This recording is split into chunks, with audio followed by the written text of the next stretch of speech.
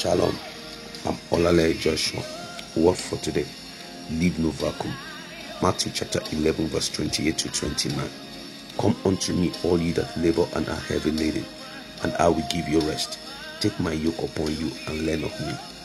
The popular saying, nature abhors vacuum, is also valid when it comes to spiritual matters.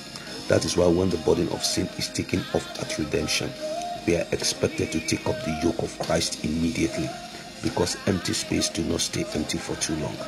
In 1 Samuel, when Saul was anointed as king, the Spirit of the Lord rested on him. But the moment he started living in disobedience, the Spirit of the Lord departed from him, and an evil spirit took over his life, making his end devastating.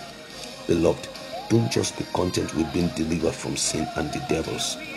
Fill up your life with God's word and the Holy Spirit. Pray with me. Father, fill my life with your Spirit till I overflow, and leave no space for anything else. In Jesus' name, amen. God bless you.